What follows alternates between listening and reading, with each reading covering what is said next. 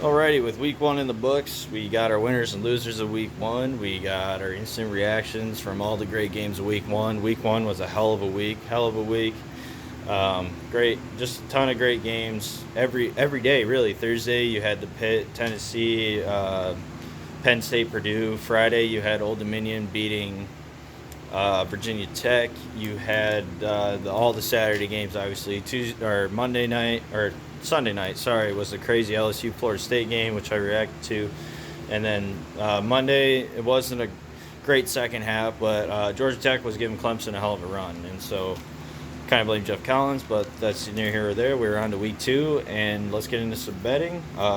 So if you have been following me, I'm a total of 13-7-1 on spreads and money lines, and I'm 2-1 on parlays because we went 2-0 last week, which never happens. So if you do that all together, I'm 15-8-1, which is a 65% clip, and that's where we want to be. It's a good thing.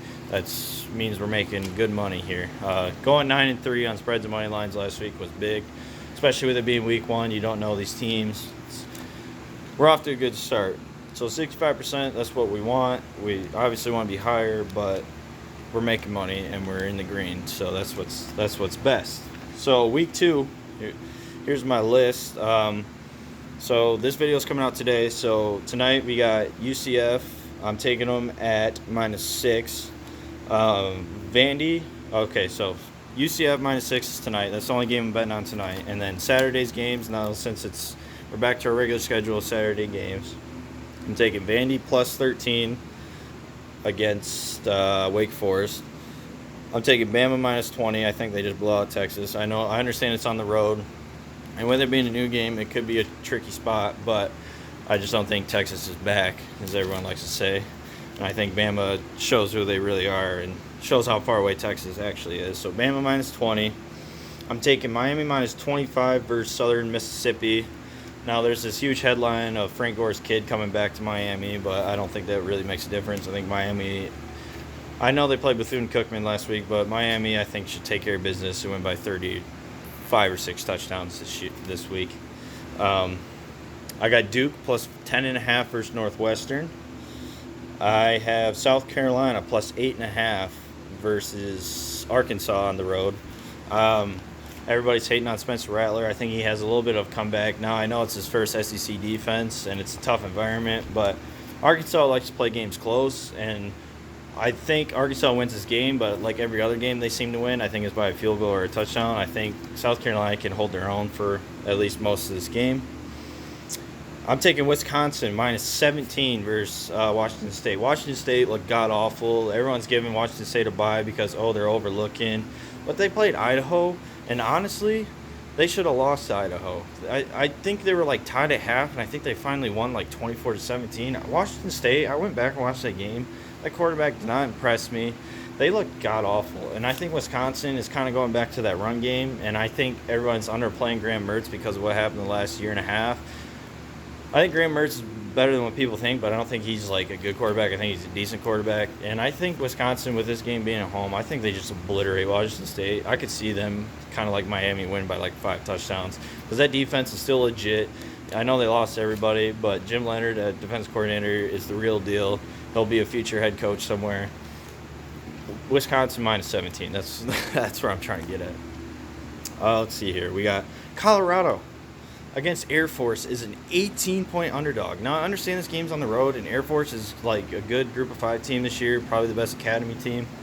But 18 points? There's no way they lose that much, right? I know Colorado's not the greatest team, but it's Power 5, Group of 5, and I had Air Force ratings very low, and Colorado, I think, was in the 230 range, 240 range. I understand that's real low, but 18 points, in-state rivalry, I guess you could say. That's a lot of fucking points, man. Colorado +18 on the road against Air Force. Iowa State versus Iowa. I'm taking Iowa State +3.5. Now, I know all the kerfuffles and all that stuff that has happened in this game, especially since Matt Campbell's been there, how many ways they can lose this game. That's been the headline. But I got good faith that Iowa State, this is the Iowa State team that pulls it off. The team that nobody expects them to pull it off. Because everybody last year, Iowa State's going to win this game, and they end up getting blown out because they had everybody back. Well, what Matt Campbell does great is with teams that nobody recognizes. And so I think he actually gets it done this year. So I'm taking Iowa State plus 3.5 and the money line at plus 150. I got good faith that Iowa State's going to be better than people think this year. And if Iowa's offense is anything what it was last week, now I understand their defense is great, so I don't see Iowa State scoring that much, but I don't see Iowa scoring at all. So if anything, if it was like week one, Iowa State's going to blow them out. But with this being a rivalry game and how many ways Iowa State's lost this game in the past, I think it's way closer. But I'm taking Iowa State. I'm trusting Matt Campbell, your future Nebraska head coach. Next, speaking of Nebraska, Georgia Southern plus 23.5. Georgia Southern is a very talented Group of 5 team. They're one of the better talented Group of 5 teams, especially under the radar. And Nebraska, being Nebraska, they're going to probably win this game by, 10, 17 points. But I'm also taking the risk, and we're going to go all out. We're saying Georgia Southern plus 13.50 on the money line. So Georgia Southern plus 23.5, and on the money line, now, it may not happen, but I'm thinking of the factor of them overlooking for Oklahoma next week. Right? Yeah, I think they got Oklahoma next week. And, I just don't trust Nebraska. Scott Frost is garbage. Go look at the video. You already know my thoughts on that. So, Georgia Southern, 23.5, and on the money line. Risky bet, but I got faith that Georgia Southern can pull it out. I really do. Very talented, under the radar team. Auburn, minus 24. They impressed me a lot. I rewatched that game. Now I understand they played Mercer, but the fact that they were able to take care of business in ways Auburn teams should take care of business against smaller schools with everything going off the field right now in that program, I think they're all right. I think they take care of themselves now. They might struggle once they get to conference play, but I think they take care of the smaller teams. I'm taking Auburn minus 24.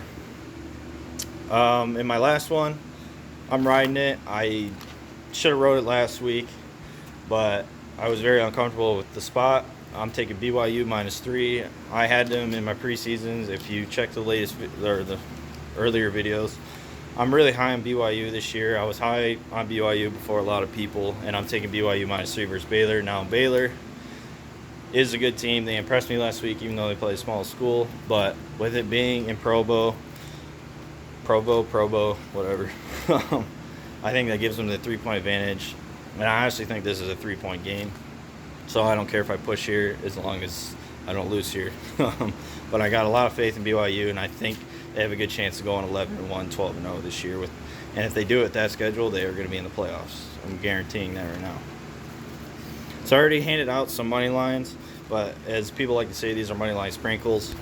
Now that even though I just went off on BYU, I'm putting money line sprinkle on Baylor at plus 130. Just kind of like a backup thing. This game is really tough to decide, but I got a lot of faith in BYU to win this game. But I did throw some money on Baylor to win because it is Group of 5 versus Power 5. And I honestly think it's going to be a shootout because I think both defenses are awful, but their offenses are fun to watch. So Baylor plus 130. I wanted to stay away from this game, but I'm taking Boston College at plus 110 versus Virginia Tech. Like I said, moneyline sprinkle, I think they can pull it out. I know both teams look awful after week one, but I think Boston College is the better team. And all my faith in Virginia Tech after this offseason has gone out the door since I saw Grant Wells throw 4 interceptions, and he's still the same quarterback. I already gave you Georgia Southern at plus 1350. I already gave you Iowa State at plus 150.